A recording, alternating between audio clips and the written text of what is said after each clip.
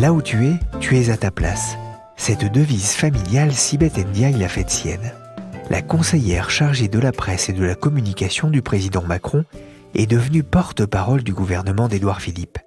C'est elle qui est montée au front le soir des élections européennes et dans les jours qui ont suivi pour commenter ces résultats, jusqu'au micro de Jean-Jacques Bourdin sur RMC. Le Rassemblement national a fait un score qui était supérieur aux élections européennes précédentes, ce qui n'est pas le cas.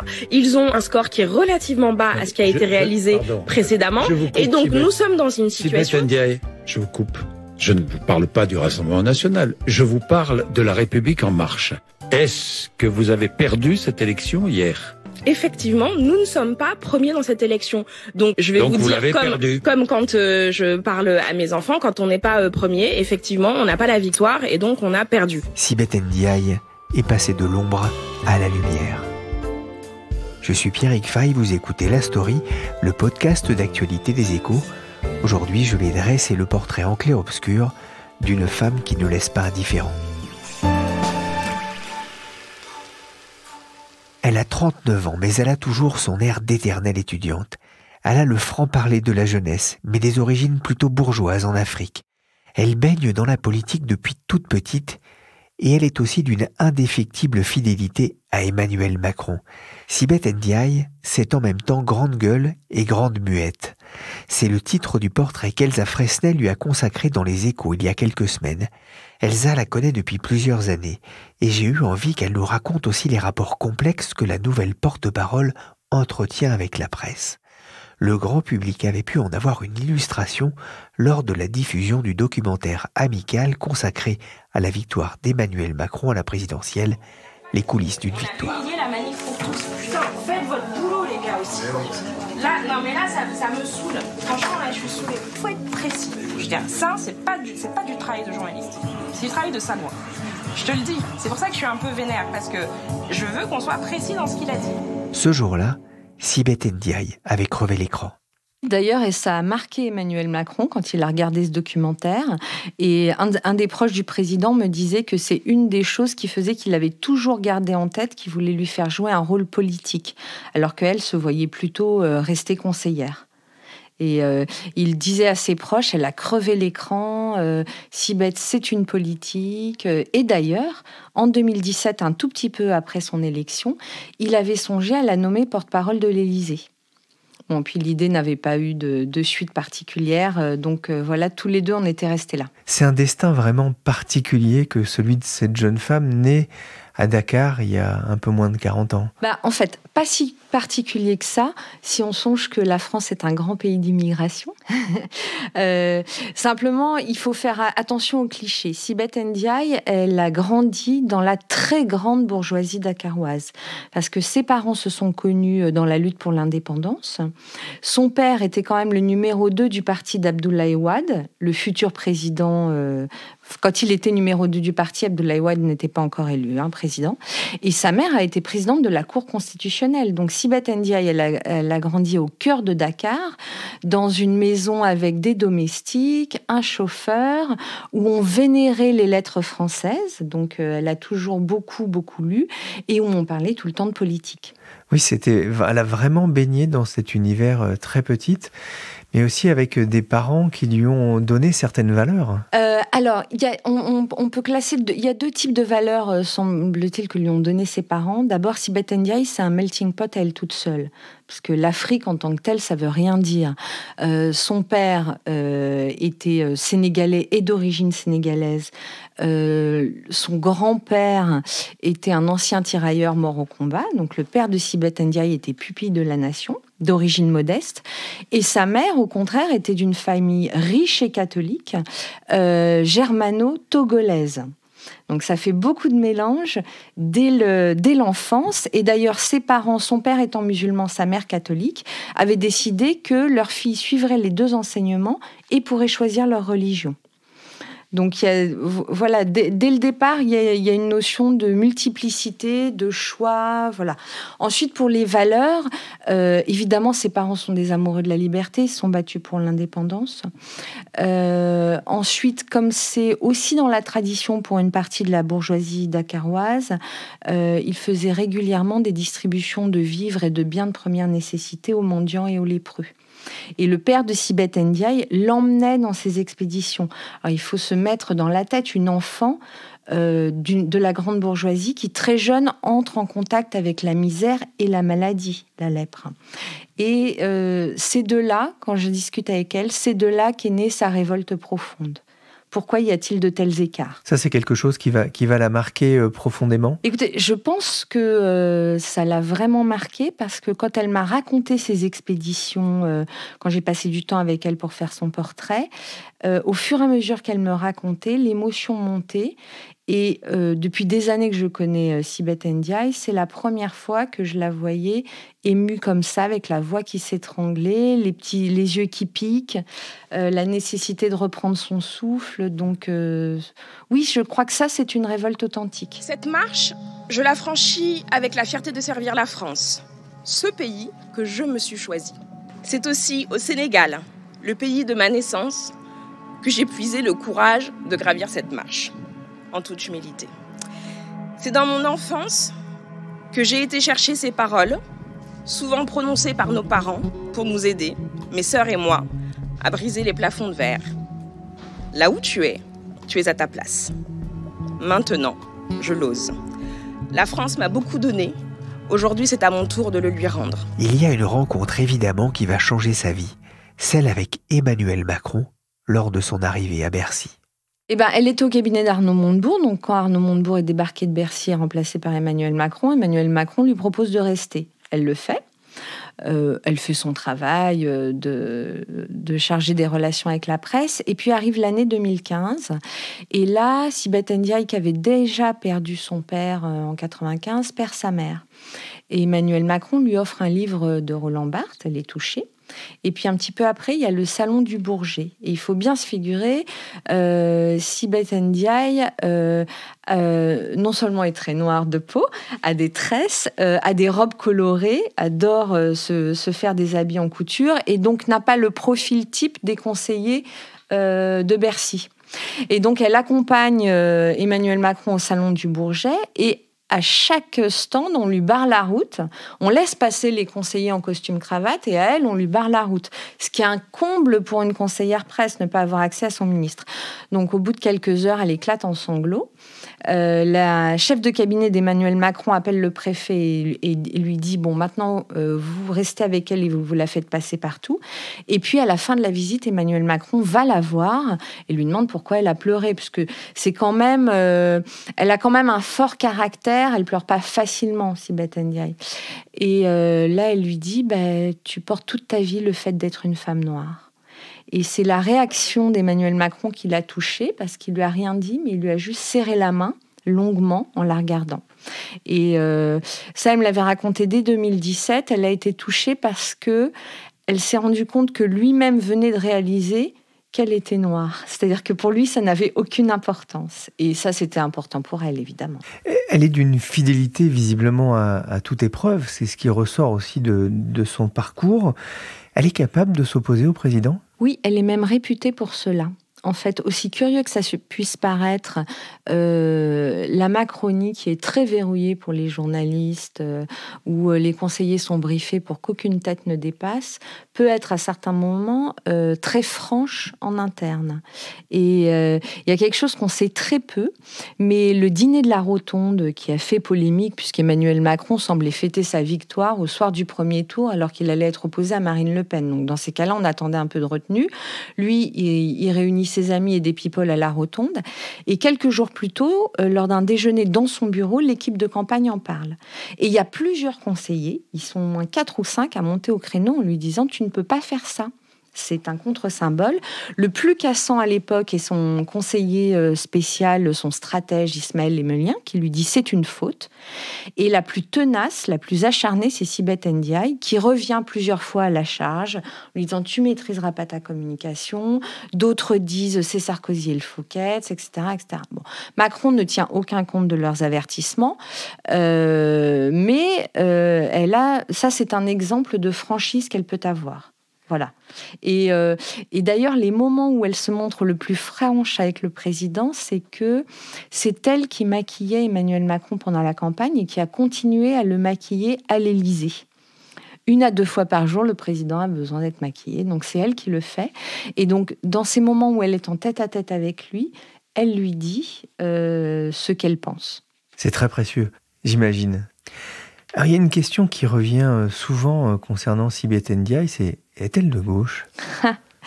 Alors, ses amis... D'abord, Sibeth Ndiaye, elle a fait un parcours, somme toute, assez classique à gauche. C'est-à-dire qu'elle a commencé par le syndicalisme étudiant à l'UNEF. Ensuite, elle est entrée au PS.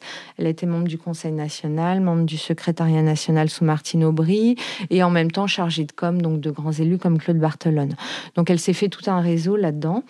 Ses amis de l'époque, et notamment, c'est marrant, Mathieu Hanotin, avec qui elle est restée amie. Mathieu Hanotin, l'ancien député PS, était directeur de la campagne de Benoît Hamon, quand même, à la dernière présidentielle. Ils sont restés amis. Et lui me dit, ce gouvernement est de droite, mais elle l'est pas. Moi, je ne sais pas si on peut juger Sibeth Ndiaye sur une échelle droite-gauche, pour la bonne raison, c'est que je l'ai toujours vu tout justifier de ce que faisait Emmanuel Macron, y compris la vidéo pognon de dingue. C'est quand même elle qui l'a postée sur son fil Twitter. On met trop de pognon, on déresponsabilise et on est dans le curatif. Et donc, toute notre politique sociale, et c'est pour ça que j'ai besoin de vous, mutualistes, c'est qu'on doit mieux prévenir, ça nous coûtera moins ensemble, et on doit mieux responsabiliser tous les acteurs. Donc vous savez, moi je pense que c'est ça le truc. Prévenir, responsabiliser. La politique sociale, regardez. On met un pognon de dingue dans des minima sociaux. Les gens, ils sont quand même pauvres. On n'en sort pas. Les gens qui restent pauvres, ils restent pauvres. Ceux qui tombent pauvres, ils restent pauvres. On doit avoir un truc qui permet aux gens de s'en sortir. Alors, il ne faut pas oublier que cette vidéo avait choqué toutes les associations de lutte contre la pauvreté parce qu'elle considérait que c'était un discours culpabilisant. Et elle l'a toujours défendu jusqu'à sa nomination au gouvernement où elle a admis une erreur. Bon. Il me semble que Sibeth Ndiaye, elle est plus à l'image d'une partie de sa génération pour qui ce clivage ne veut plus forcément dire grand-chose. En revanche, ce qui est sûr, c'est que oui, elle a une sensibilité à l'injustice et oui, elle vit une aventure politique et humaine au service d'Emmanuel Macron. Donc, comme me l'a dit Marlène Schiappa, on peut être issu de la gauche, mais on est en marche et pro-Macron avant tout. Et Sibeth Ndiaye, c'est ça. Difficile de tirer le portrait de Sibeth Ndiaye sans aborder ses relations avec la presse. Dans le cadre de sa fonction à l'Élysée, elle n'hésitait pas à utiliser un langage un peu cru et pousser fréquemment des coups de gueule. Et les caméras, arrêtez de me faire suer là. Ok, un par ce que vous êtes. Je veux pas qu'il y ait 3 photographes de Libé, 2 photographes qui bossent pour Le Monde. Elsa, ce sont des relations compliquées ? Il faut bien comprendre. D'abord, il faut bien comprendre que Emmanuel Macron considère, et a longtemps considéré, les médias comme faisant partie des corps intermédiaires de l'ancien monde. Son stratège Ismaël Lemelien considère qu'il n'y a rien de mieux que le rapport direct avec les Français, les réseaux sociaux, les images maison, etc. Sibeth Ndiaye a été chargée de mettre ça en musique. Alors, bon, en fonction des moments, il y a des médias qui étaient bien traités, des journalistes mieux traités que d'autres, etc. Mais pour les accrédités à l'Élysée, ceux qui étaient au jour le jour dans le suivi du chef de l'État, c'était très difficile. Parce qu'elle avait la consigne d'Emmanuel Macron de verrouiller. Il voulait rompre avec la présidence Hollande. Donc, ça veut dire que même les informations les plus basiques, c'était la croix et la bannière pour les avoir. Et on peut dire qu'elle l'a appliqué avec zèle. Et précisément pour son franc-parler. Alors, bon... Le journalisme politique, ça n'a jamais été un monde de bisounours. Hein. Bon, je veux dire, des pressions, il y en a eu sous presque tous les présidents. Les mensonges, j'en parle même pas. Donc, on est habitué en tant que journaliste politique à faire une gradation dans la jolie histoire qu'on nous raconte. On considère que les chargés de com sont payés pour interpréter les faits au profit de leur patron, très bien. On considère qu'ils peuvent nous mentir par omission, très bien. En revanche, nous mentir sur des faits très précis qui risquent de planter le journaliste qui reçoit ce fait, ça, généralement, ces journalistes-là ne supportent pas.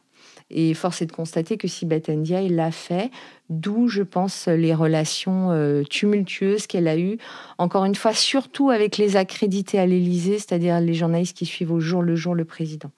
Est-ce que ces relations parfois conflictuelles, ça peut poser un problème quand on est porte-parole du gouvernement ? Oui, elle en est consciente. Elle m'a dit qu'elle devait se construire une relation avec les Français tout en ayant un passif avec les journalistes. Et Emmanuel Macron aussi, d'ailleurs, en est conscient, parce que quand il a fait le pot de départ pour ses conseillers à l'Élysée, une petite cérémonie où il a réservé un laïus pour chacun, il a dit à Sibeth Ndiaye, tu devais retenir l'information, tu devais entretenir le mystère à l'Élysée. Maintenant, il va te falloir petit déjeuner, déjeuner et dîner avec les journalistes. Bon, pour elle, la relation principale à construire, c'est avec les Français. C'est-à-dire qu'il faut bien comprendre que le pouvoir d'Emmanuel Macron a été jugé et est jugé par une bonne partie des Français comme arrogant.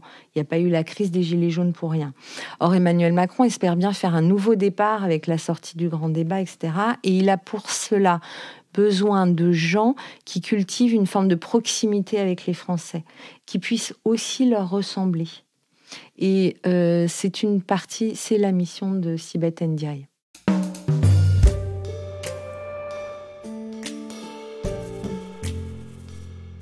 Dans la langue diola, langue parlée notamment en Casamance, au sud du Sénégal, Sibeth signifie « celle qui a gagné beaucoup de combats ».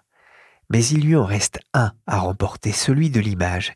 Il va lui falloir renverser l'impression d'arrogance de sa précédente fonction, laisser un peu plus apparaître le côté convivial, jovial de sa personne, au détriment de ce rôle de chien de garde de la Macronie. Cela commence par l'exercice régulier de la conférence de presse qui suit le Conseil des ministres. Bonjour à tous. C'est le nouveau visage du gouvernement. À peine nommé porte-parole, Sibeth Ndiaye s'est livré à son premier compte-rendu de Conseil des ministres. Le président de la République a débuté le Conseil des ministres aujourd'hui en accueillant de manière chaleureuse ces 3 nouveaux secrétaires d'État qui, pour lui, incarnent la diversité, la jeunesse et l'émergence d'une nouvelle génération en politique. Cela passe aussi par les entretiens avec les journalistes et notamment les photographes, très importants quand il s'agit de maîtriser son image. Thierry Menot est responsable du service iconographie aux Échos. Un matin, on s'est croisés à la machine à café et il a commencé à me parler de la séance qu'il a organisée pour un photographe des Échos quelques jours après la nomination de Sibeth Ndiaye comme secrétaire d'État. À la rédaction, ce qu'on fait, c'est qu'on prend rendez-vous. On appelle les communicants, on passe par le schéma classique, attaché de presse, tout ça. Là, ce qui s'est passé, c'est que ça s'est passé facilement. Il se peut qu'on ait peu de temps, qu'on ait des réponses très lentes. On sent que c'est pas la priorité. Là, ça s'est passé très vite. Rappel très vite de l'attaché de presse en 1 heure ou 2. Pas de problème, date facile à trouver, du temps accordé, ce qui est plutôt rare, notamment avec les politiques ou les grands patrons. Du temps tout de suite, ok, j'ai besoin de 20 minutes, on vous accorde 20 minutes de la préparation, oui, on vous accorde aussi de la préparation. Donc une vraie volonté, en tout cas, d'ouvrir la porte à l'image. Le changement d'image, c'est important ? Je pense que c'est très important. On parle de Sibeth qui a une image assez brouillée. Jean-Claude Couteau, ce photographe qui travaille beaucoup avec Le Monde, m'a parlé de féroce. Elle était féroce avec la presse. L'image avec la presse est brouillée, et donc l'image avec le grand public l'est aussi. Donc reconstruire une image, je pense que c'est très important, surtout pour une ministre. Et alors ça s'est passé comment, ces séances photos ? Alors j'y étais pas, mais je peux vous parler de ce que m'a raconté le photographe. Ça s'est bien passé. Les 2 photographes que j'ai eus en ligne, Jean-Claude Couteau, c'est Antoine Doyen qui a fait la photo pour les Échos, m'ont parlé d'une personne ouverte. Jean-Claude m'a même dit qu'il avait eu une bise, le tutoiement, donc une proximité très très rare, vraiment rare.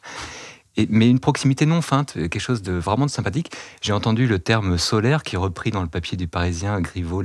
Benjamin Griveaux l'a décrit comme une personne solaire. Les photographes l'ont ressenti comme ça. Après, chaque photographe a voulu orienter, puisque c'est son écriture, son travail de photographe. Antoine Doyen a été vers une image un peu plus maîtrisée pour montrer la tonalité, la force de la fonction.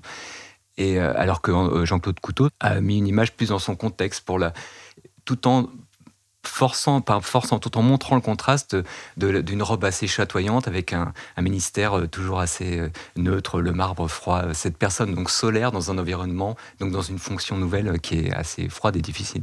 Dans le portrait, le choix de la photo, c'est primordial. C'est très important parce que il faut que cette image soit à la fois forte esthétiquement, mais qu'elle ait un sens, un vrai fond. Thierry, est-ce qu'on peut rappeler à quoi ressemblait la photo parue dans les Échos ?